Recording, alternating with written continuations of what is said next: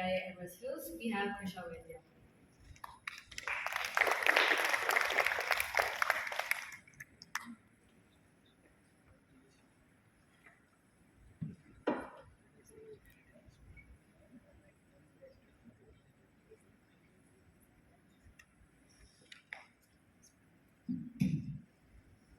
Hi everyone. I would like you all to close your eyes for a moment and picture an engineer.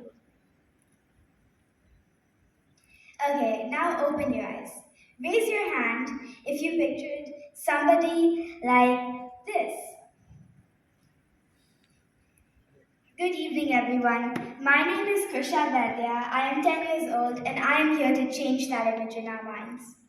If we want to shape the world for the future, we can't ignore the other half of the population in STEM. You're such a nerd, my classmates often whisper to me when I max yet another maths test. The technology bug between the first year of my life itself. And as you can see, I've never blinked since. I remember when I was in nursery, I was making a flag for a friend. I had to stick a paper cutout to a straw. I was denied the glue stick as I had recently made a big mess and my study table had been gooey and sticky for days. I was obviously more than a little upset, but then I came up with this. Hair clip to the rescue. At the age of 8, I was honored by the Dubai Institute of Design and Innovation for my innovative chair design prototype. This chair could be used on Mars and it was inspired by the recent launch of the UAE's Hope probe. My superpower is my creativity, and I am not alone.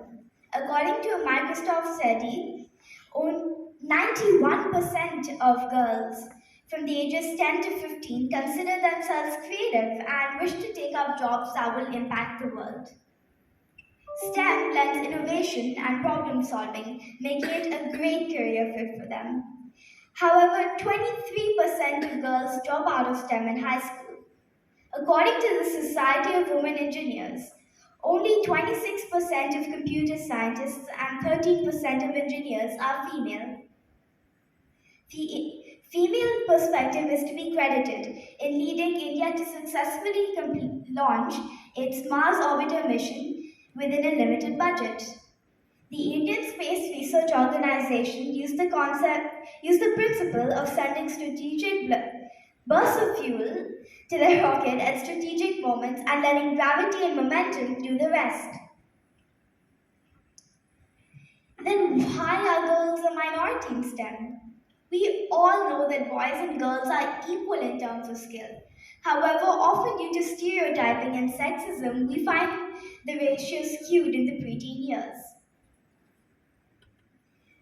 How can I help? I hear you say. Well, I did some research and found that there are three ways that we can help. Number one, early exposure to STEM subjects. Parents and teachers should focus on giving an early exposure to STEM subjects, especially to the girls. They should also give equal weightage to learning about female leaders in the world of STEM. We all know of Pythagoras and Leonardo da Vinci, but how many of us know of Sally Ride or Katherine Johnson? If you don't, it's a great time to read up on them now.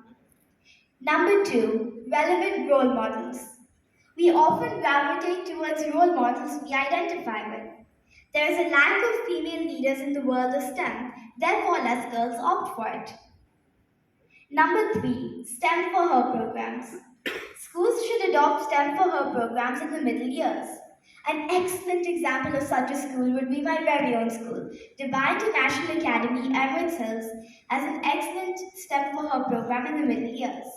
I would also like to mention that world leaders should focus on bridging the difference too. A shining example is of our very own UAE. The UAE Space Agency is chaired by Her Excellency Sarah Al-Amiri. Even the United Nations Sustainable Development Goal number 5 speaks about gender equality and empowering women and girls. Diversity drives innovation. We need to have more female voices at the table and more girls sharing their perspectives to make the impossible possible. Thank you.